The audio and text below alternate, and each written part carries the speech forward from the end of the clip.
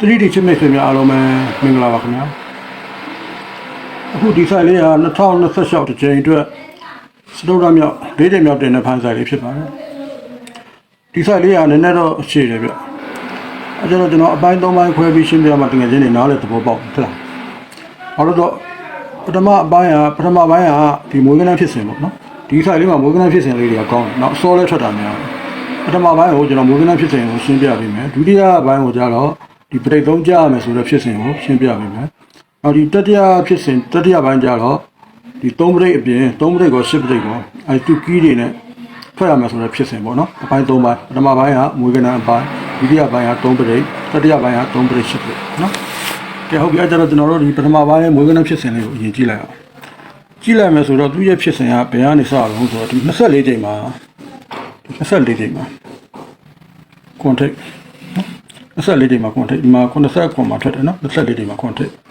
ပြီးတော့အဲ့ကွန်ထိတ်ကပဲရောက်သွားတော့ဆိုတော့90ခွန်မှာလည်းသူ24ချိန်မှာကွန်ထိတ်ပြီးတော့2014ကွန်ထိတ်ပြီးတော့2016ကွန်ထိတ်နော်အားလုံးဒီမှာဆို4ခုဒါအောင်ဆိုတော့2025ကွန်ထိတ်5ခုနော်2025မှာ24ချိန်မှာကွန်ထိတ်ပြီးတော့ဒီဘက်ပြန်ဆုပ်ရင်2016မှာကွန်ထိတ်14မှာကွန်ထိတ်ပြီးတော့အကနေပျောက်သွားပြီးတော့ဒီဘက်90ခွန်မှာတစ်ခုနော်ကွန်ထိတ်ပြီးတော့ဒီဘက်မှာကွန်ထိတ်မရှိတော့ဘူးနော်ခုန90ခွန်ပြန်သွား90ခွန်မှာကွန်ထိတ်ပြီးတော့ဒီဘက်နှစ်ထဲမှာမရှိတော့ကွန်ထိတ်ကအဲ့ဒီအားလုံး5ဘက်ရှိတယ်ဟုတ်ပြီအဲ့ဒီ1990ခွန်မှာကွန်24ချိန်မှာကွန်ထိတ်ထွက်တဲ့အတွက်ဒီဘက်နှစ်ထဲနော်28ခုနှစ်နောက်4ချိန်မှာဒီ3ချိန်4ချိန်အတွင်းကိုဘရိတ်3ဘရိတ်8ထွက်တယ်3ဘရိတ်8ဘရိတ်အဲ့ဒီ3ဘရိတ်8ဘရိတ်ကတဲ့သူရဲ့ဒီဘက်ပြန်ဆုပ်လိုက်ရင်တစ်နှစ်2နှစ်3နှစ်4နှစ်5နှစ်6နှစ်9နှစ်မြောက်တဲ့က3ဘရိတ်8ဘရိတ်ကနာဟာဒီဘက်ကို4ချိန်အတွင်းပြန်ထွက်တယ်နော်9နှစ်ပြန်ဆုပ်လိုက်မယ်1 2 3 4 5 6ခွန်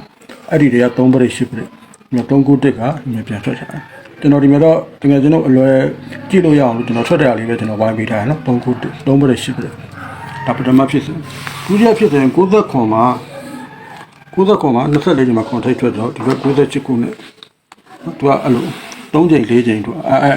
4ချိန်တွင်းပေါ့ဒီ4ချိန်တွင်းမှာဒီမှာ3ဘရိတ်လည်းရှိတယ်ဒီမှာလည်း3ဘရိတ်နော်အဲ့ဒီ3ဘရိတ်နော်ဒီ364 959ကတော့သူက959ကတော့ဒီဘက်9နှစ်ကမဟုတ်ဘူးနော်ဒီဘက်ဒီ364က9နှစ်ကပေါ့အဲ့ဒီ364ရတဲ့သူ့ရဲ့ဘက်ကို1 2 3 4 5 6 9နှစ်ဆုပ်လိုက်ရင်အဲ့ဒီထဲက3ဘရိတ်8ဘရိတ်နော်ကျွန်တော်လေးမောင်ရောင်ဝိုင်းပေးထားတယ်နော်အဲ့ဒီ436ကအဲ့ဒီ98ခုနှစ်မှာ၄ချိန်တွင်းမှာထွက်သွားတယ်နော်3ဘရိတ်8ဘရိတ်နောက်တတိယဖြစ်စဉ်က2014မှာကွန်ထိတ်လို့ထွက်တယ်အဲ့လိုဆို2015မှာနော်၄ချိန်တွင်းဒီ၄ချိန်တွင်းကိုဒီ8ဘရိတ်အဲ့ဒီ8ဘရိတ်ကသူ့ရဲ့ဘက်9နှစ်1 2 3 4 5 6 9နှစ်က3ဘရိတ်8ဘရိတ်ဟုတ်ပြီနောက်ဒီစတုဒ္ဓဖြစ်စဉ်က2016ခွန်ထိတ်အဲ့လိုဆိုကျွန်တော်တို့က2019၄ချိန်တွင်3ပရိတ်8ပရိတ်တင်5ခွန်အဲ့ဒီတင်5ခွန်ကသူ့ရဲ့ဘက်1 2 3 4 5 6ရေအောင်3ပရိတ်နော်ဒါတော့3ပရိတ်8ပရိတ်ကိုဒီဘက်9နှစ်ကကဏ္ဍကိုပြန်ပို့ပေးတာကဲဟုတ်ပြီအချိန်မှာ4ခုအောင်ခဲ့ပြီဒီခုဒါ5ခုမြောက်ခွန်ထိတ်2025 24ချိန်မှာကွန်ထိတ်ထွက်တယ်အဲ့လိုဆို2026 4ချိန်တွင်နော်4ချိန်တွင်မှာကျွန်တော်ရွေးထားတဲ့ခဏ3ခွက်ပဲရှိတယ်3ပရိတ်8ပရိတ်1 3 4 5 6ခွန်6 5 1 3 4 5 6ခွန်6 5ဒါတွေကိုဘာလို့ရွေးထားတော့ဆိုတော့သူ့ရဲ့ဘက်9နဲ့နော်1 2 3 4 5 6ခွန်နော်3ပရိတ်8ပရိတ်မဟုတ်ဘူး3ပရိတ်8ပရိတ်1 3 4ရွေးတယ်နော်ချက်နဲ့လေးမဟုတ်ဘူး650 4ပရိတ်1ပရိတ်6ပရိတ်3ညပရိတ်9ပရိတ်9ပရိတ်3ပရိတ်နော်256ရွေးတယ်နော်1 3 4ရွေးတယ်256ဒီမောင်ရောင်ဝိုင်းပေးထားတယ်နော်1ပရိတ်3ညပရိတ်9ပရိတ်10ပရိတ်65ရွေးတယ်နော်ပြီးတော့ဒီမှာ6ပရိတ်9ပရိတ်2ပရိတ်9ပရိတ်9ပရိတ်5ပရိတ်5ပရိတ်9ပရိတ်9ပရိတ်5ပရိတ်3ညပရိတ်နော်3ပရိတ်10ပရိတ်က1 3 4ရယ်5 2 6ရယ်965ရယ်အစိမ်းဝိုင်းပေးထား1 3 4 5 2 6 965ဒီ4ချိန်အတွင်းမှာအဲ့ဒီ3ခွက်တစ်ခွက်လာလိမ့်မယ်နော်3ပရိတ်10ပရိတ်ဟုတ်ပြီနော်ဒါမွေးကနန်းဖြစ်တယ် နောက်တစ်ခါအဲ့ဒီခွန်ထိတ်ထွက်တဲ့နှစ်ထဲမှာပဲအဲ့ဒီခွန်ထိတ်ထွက်တဲ့နှစ်ထဲက9ပရိတ်3ပရိတ်10ပရိတ်9ပရိတ်3ပရိတ်10ပရိတ်ကလည်းဒီဘက်ထဲကိုထွက်ရမယ်နော်အခုဒီခွန်ရှစ်လေး90ခွန်နဲ့က9ပရိတ်3ပရိတ်10ပရိတ်ဒီမှာဆို4ခွန်လေးဒီဘက်ကိုပြန်ထွက်တယ်9ပရိတ်နော်အော်ဒုတိယဖြစ်စဉ်60ခွန်မှာလည်းအဲ့လိုပဲ60ခွန်ထိတ်ထွက်တဲ့နှစ်ထဲကကဏ္ဍနောက်နှစ်ကိုပြန်ထွက်မှာ9 9 3ပရိတ်3ပရိတ်ထွက်တယ်4ခွန်လေး9ပရိတ်ပြန်ထွက်တယ်နောက်ဒီမှာ9ခွန်3 9ပရိတ်ဒီဘက်ကိုပြန်ထွက်တယ်အော်တတိယဖြစ်စဉ်64တဲ့ခွန်ထိတ်အဲ့ဒီတည်းက3ပရိတ်5ပရိတ်10ပရိတ်4 3 9 3ပရိတ်နောက်နှစ်ကိုပြန်ထွက်တယ်3ပရိတ်နောက်တုတ်တာဖြစ်စဉ်ခွန်ထိတ်အဲ့ဒီနှစ်ထဲက3 5 10ပရိတ်ကဏ္ဍဒီ9 10 10ပရိတ်နောက်နှစ်ကိုလိုက်ထွက်တယ်ဟုတ်ပြီအဲ့လိုဆိုဒီ2025က358ကျွန်တော်က10ပရိတ်ကတော့စဉ်းစားကြရမယ်10ပရိတ်ကမထွက်ခဲ့ဘူးနော်3ပရိတ်ဆိုပါရှိခွန်9ရှိမယ်ခွန်3 6ရှိ3ပရိတ်5ပရိတ်ကချင်း9နဲ့ချစ်9ရှိနော်ဒါတော့ကျွန်တော်ဒီမှာခွန်9 3ပရိတ်ခွန်3 6 3ပရိတ်ချင်း9နဲ့8 9ရှိနော်ဒီကောင်က5ပရိတ်3ပရိတ်3ပရိတ်5ပရိတ်5ပရိတ်ဒီ၄ခွက်ကလည်းမွေးထိုးစေတယ်ဒီကောင်ကတော့၄ချိန်အတွင်းထွက်မှာနော်နောက်မွေးကနန်းတစ်ခုကနောက်ဆုံးတစ်ခုကပါလဲဆိုတော့ဒီ24ဒီမှာခွန်ထိတ်ထွက်ပြီးတော့နောက်နှစ်ကိုတဲ့နော်6ပါတော့မွေးကနန်းအဲ့ဒီ6ပါတော့မွေးကနန်းပဲကသူ့ရဲ့ဘက်1 2 3 4 5 6 9နှစ်ထဲရကနန်းပန်းရအောင်6ပါတော့ဒီကောင်လည်းတူတူပဲနော်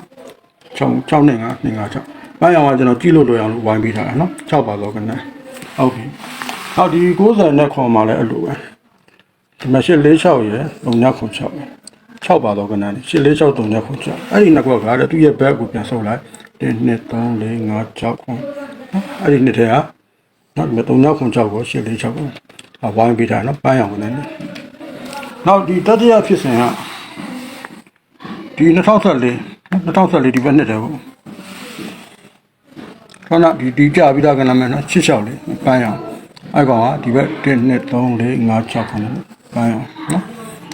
6ပါတော့ကနန်းနော်နောက်ဒီ2016မှာထွက်တဲ့ contract အဲ့ဒီ contract ကဒီဘက်နှစ်ထဲမှာ6ပါတော့ကနန်းပန်းအောင်ပန်းပေးထား656အဲ့ဒီ656ကသူ့ရဲ့ဘက်ပြန်ဆုပ်လိုက်ဟဲ့1 2 3 4 5 6ခုဒီထဲကဒီကနန်းပေါ့နော်656နော်အဲ့လိုတော့ဒီ936ဒီ contract လို့ထွက်ပြီးတော့နောက်နှစ်မှာနော်6ပါတော့ကနန်းထွက်မယ်သူ့ရဲ့ဘက်9နှစ်ထဲက1 2 3 4 5 6ခုကျွန်တော်ကတခြားတွေမွေးပြမလို့လေ9နှစ်6ရယ်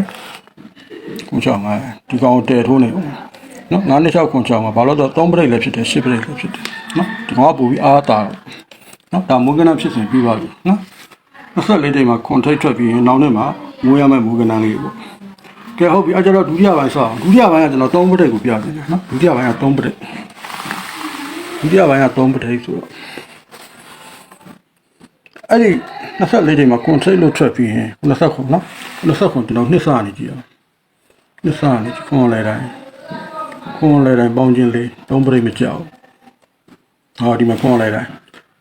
ပေါင်းခြင်းလေးပေါင်းခြင်းလေးဘေးမှာ3ပရိတ်အဲ့ဒီ6ကို8ဆိုတာကဘယ်ကောင်ခွန်လဲတိုင်းပေါင်းခြင်းလေး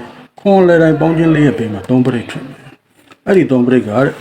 သူ့ရဲ့ဒီနှစ်ထဲမှာရှိတယ်အ6ကို8မရှိဘူးနော်အဲ့ဒီနှစ်ထဲမှာ6ကို8မရှိရင်သူ့ရဲ့ဒီဘက်9နှစ်ကိုစုပ်ကြည့်လိုက်1 2 3 4 5 6ကို8ရှိအခွန်လဲတိုင်းပေါင်းခြင်းလေးရဲ့ဘေးမှာ3ပရိတ်အဲ့ဒီ3ပရိတ်ကဒီဘက်နှစ်ထဲမှာမရှိတဲ့အတွက်ဒီဘက်9နှစ်မြောက်ကကလန်ကိုလာပြီးပို့ပြီးဆိုနော်ဒီဘက်နှစ်ထဲမှာမရှိခဲ့ဘူးနော်ဒုတိယဖြစ်စဉ် contact လို့တော့နှစ်ဆောက်တယ်90ခွန်လဲတိုင်းပေါင်းခြင်းလေးပါဘေးမှာ3ပရိတ်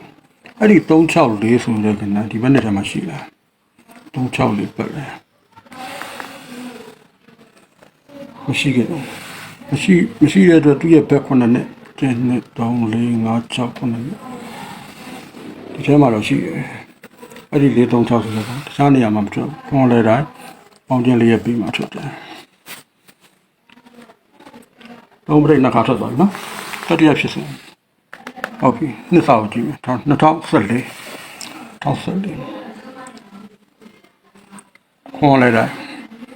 ခွန်လိုက်တိုင်းနဲ့ပေါင်းခြင်းလေးဘေးမှာ3ပရိတ်အဲ့ဒီ3ည4ခုကဒီဘက်နှစ်ထဲမှာကြည့်အောင်ရှိလား3ပရိတ်4 3ည9ရှိတယ်ရှိရတဲ့သူကဒီခွန်လိုက်တိုင်းပေါင်းခြင်းလေးရဲ့ဘေးမှာထွက်တယ်နော်ဟိုဘက်ခုနနှစ်ကိုသွားစေရမယ်သဒုဒ္ဒဖြစ်စဉ်2016ဆိုဒီမှာပေါ့နော်ခွန်လိုက်တိုင်းပေါင်းခြင်းလေးနှစ်ဆမှာဖြစ်တယ်သူ့ရဲ့ဘေးမှာ3ပရိတ်ထွက်တယ်ခွန်လိုက်တိုင်းပေါင်းခြင်းလေးဘေးမှာ3ပရိတ်အဲ့ဒီ3ပရိတ်ကဒီဘက်နှစ်ထဲမှာရှိလား36လေးရှိရဒါမှမထွက်ဘူးတင်5ခွန်ပတ်လည်းမရှိခဲ့ကျွန်တော်တို့ဒီဘက်ကိုဆုံး9နှစ်1 2 3 4 5 6 9နှစ်5ခွန်နော်ပေါင်းလိုက်တိုင်းပေါင်းခြင်းလေးရပြီဟုတ်ပြီအဲ့လိုဒီချိန်မှာ3ပရိတ်ထွက်ရမယ်ဆိုတဲ့အကြောင်းတရားခွန်ထိတ်နှစ်ဆောက်တက်ခွန်လိုက်တိုင်းပေါင်းခြင်းလေး3ပရိတ်အဲ့ဒီ3ပရိတ်ကဒီဘက်နှစ်ထဲမှာခွန်9ရှိမယ်နော်ခွန်9ရှိမယ်ခွန်3ည6ရှိမယ်နော်ခွန်9ရှိမယ်ခွန်3ည6ရှိမယ်နှစ်ကွဟုတ်ပြီသူ့ရဲ့ဘက်8နှစ်9နှစ်1 2 3 4 5 6 9နှစ်ဆိုတော့9နှစ်6ပဲရှိမယ်9နှစ်6တစ်ခွက်ပဲရှိမယ်နော်9နှစ်6ဟုတ်ပြီနော်ဒါ3ပရိတ်ကြရမယ်ဆိုလည်းဖြစ်စေနော်3ပရိတ်ကြရမယ်ဆိုလို့ဖြစ်စေဟုတ်ပြီအဲ့ဒါကိုကျွန်တော်ထပ်ပြီးတော့တိုင်မယ်လေးပြန်ခွဲပြမယ်နော်24ချိန်မှာကျွန်တော်ဒီခွန်ထိတ်ကိုကျွန်တော်ပိုင်းအောင်ပါလို့ဝိုင်းပေးထားတယ်အဲ့ဒီခွန်ထိတ်ကအဲ့ဒီနှစ်ထဲမှာ63ညခွန်ပတ်လေထွက်ထားတယ်နော်ခွန်ထိတ်63ညခွန်ပတ်လေထွက်ထားတယ်အဲ့ဒီ63ညခွန်ပတ်လေထွက်တဲ့နှစ်ထဲမှာခွန်ချေဘူးတစ်ပွဲရှိတယ်ခွန်ချေဘူးရဲ့ပင်မှာ6ပါတော့3ပရိတ်အဲ့ဒီ6ပါတော့3ပရိတ်ကသူ့ရဲ့ဘက်1 2 3 4 5 6ခွန်6ခု8ကနန်းမှာတဲ့နော်နောက်ဒုတိယဖြစ်စဉ်ကျွန်တော်ဒီ60ခွန်မှာလည်းခွန်3ညလေးပိုင်းအောင်ဝိုင်းပေးထားတယ်ဘာဖြစ်လို့လဲဆိုတော့အဲ့ဒီနှစ်ထဲမှာ3ည6ခွန်ပတ်လေထွက်ထားတယ်အဲ့ဒီ3ည6ခွန်ပတ်လေထွက်ထားတဲ့နှစ်ထဲမှာခွန်ရှိဘူးတစ်ပွဲကြတယ်အဲ့ကောင်ရဲ့ပြင်မှာ6ပါတော့3ပရိတ်အဲ့ဒီ6ပါတော့3ပရိတ်ကသူ့ရဲ့ဘက်1 2 3 4 5 6ခွန်အဲ့ဒီနှစ်ထဲက6ပါတော့ကနန်း4 3 6ခါခွန်ရှိတွဲရဲ့ပြင်မှာကြားတယ်နော်အဲ့လိုတော့ကျွန်တော်ဒီကောင်လေးကိုကျွန်တော်ပန်းအောင်မဝိုင်းထားဘူးအဲ့ဒီထဲမှာခွန်3ည6ပတ်လည်းမရှိဘူးဒီမှာကျွန်တော်ပန်းအောင်ဝိုင်းထားတယ်အဆက်လေးတွေမှာခွန်ထိတ်လည်းဖြစ်တယ်ခွန်3ည6ပတ်လည်းဖြစ်တယ်အဲ့ဒီနှစ်ထဲမှာအဲ့ဒီနှစ်ထဲမှာခွန်ရှိဘူးကြတယ်အဲ့ဒီအတွက်ကျွန်တော်ဒီနေရာမှာ3ပရိတ်က6ပါသော3ပရိတ်ဖြစ်ရမယ်အဲ့ဒီ3ပရိတ်ကသူ့ရဲ့ဘက်1 2 3 4 5 6ခွန်ဒီထဲက6ပါသောကနန်း3ပရိတ်တစ်ခွက်ပဲရှိတယ်အဲ့ကြောင့်ဒီ9နှစ်6ခုကျွန်တော်ဒီရုပ်ပို့ပေးထားတာဟုတ်နော်ဒါဆို3ပရိတ်ကြားမယ်ဆိုဖြစ်စဉ်တကယ်ချင်းနေသိပါပြီနော်ဘာလို့ဒီ3ည4 9တွေ1 5ခွန်လေးနော်နောက်ဒီ6 9 8တွေ3 6လေးနော်ကဲဟုတ်ပြီအဲ့ဒါဒုတိယပိုင်းလည်းပြီးသွားပြီတတိယပိုင်းကျတော့သူကဒီ3ပရိတ်ကို10ပရိတ်ကိုသူကရောသမမှုတဲ့ဟာနော်ဘာဖြစ်လို့လဲဆိုတော့ဒီမှာခွန်ထိတ်လို့ထွက်တယ်24တွေမှာခွန်ထိတ်လို့ထွက်တယ်နော်အဲ့ဒီနှစ်ထဲမှာနှစ်စနေပြီလေခွန်အပူးခေါ်ရဲ့ဘေးမှာ3ပရိတ်10ပရိတ်ထိတ်ထိနှလုံးညီကိုဖြစ်တယ်နော်ခွန်ထိတ်အဲ့ဒီနှစ်ထဲမှာခွန်ချေဘူး3ပရိတ်10ပရိတ်ထိတ်ထိနှလုံးကညီကိုဖြစ်တယ်မလည်းခွန်3ညလေးနော်ခွန်ထိတ်အဲ့ဒီနှစ်ထဲမှာခွန်အပူးခေါ်ဘေးမှာ3ပရိတ်10ပရိတ်ထိတ်ထိနှလုံးညီကိုဖြစ်တယ်နောက်ဒီမှာလည်းအဲ့လိုခွန်တက်နဲ့အဲ့ဒီနှစ်ထဲမှာပေါ်မှာခွန်ဘူးခွမရှိဒီမှာခွန်ဘူးခွဘေးမှာ3ပရိတ်10ပရိတ်ထိတ်ထိနှလုံးညီကိုဖြစ်တယ်ငါလည်းလို့နော်ခွန်ထိတ်နောက်ခွန်ထိတ်လို့ဖြစ်ပြီးတော့သူ့ရဲ့ထက်မှာခွန်ဘူးခွဒီမှာ3ပရိတ်10ပရိတ်ထိတ်ထိနှလုံးညီကိုဖြစ်တယ်နော်ဟုတ်ပြီအကြတော့သူကဒီ265ကိုအတိုက်ခံလုံးမဲ့ပရိတ်က265ဆိုတော့3ပရိတ်ကိုအတိုက်ခံလုံးမဲ့ခဏဒီ3ခွက်တော့ရှိတယ်968 9လေး980နော်ဘာဖြစ်လို့လဲဆိုတော့ဒီခွန်အပူးခွာလို့ဖြစ်ပြီး4698နှလုံး3ပရိတ်10ပရိတ်4698နှလုံး3ပရိတ်10ပရိတ်ခွန်အပူး4698နှလုံး3ပရိတ်10ပရိတ်ခွန်အပူး4698နှလုံး3ပရိတ်10ပရိတ်ခွန်အပူး4698ကနှလုံး3ပရိတ်10ပရိတ်ခွန်အပူးနော် 4698နှလုံး3ပရိတ်10ပရိတ်ဒီအုပ်စုပဲ968က A 940ကိုကျွန်တော်ဒုတိယထား981ကနော်မကျွန်တော်ဝိုင်းပေးထား9648နှလုံး3လုံးဒါမှ3ပရိတ်10ပရိတ်ကြာခေါင်းကျွန်တော်ဘာဖြစ်လို့လဲဆိုတော့ခွန်တလုံးကအဲ့လိုနှစ်ပိတ်မှာခွန်ထိတ်ကြပြီးတော့အဲ့လိုခွန်အပူးဖြစ်လိုက်တာနဲ့ဘေးမှာထွက်တဲ့ကနာခွန်တလုံးနားတယ်နော်24ချိန်မှာခွန်ထိတ်အဲ့ဒီအပေါ်မှာခွန်ဘူးခွာဖြစ်တာနဲ့ဘေးမှာခွန်တလုံးနားတယ်24ချိန်မှာခွန်ထိတ်သူရဲ့အထက်မှာခွန်ဘူးခွာရဲ့ဘေးမှာခွန်တလုံးနားတယ်နော်ခွန်ထိတ်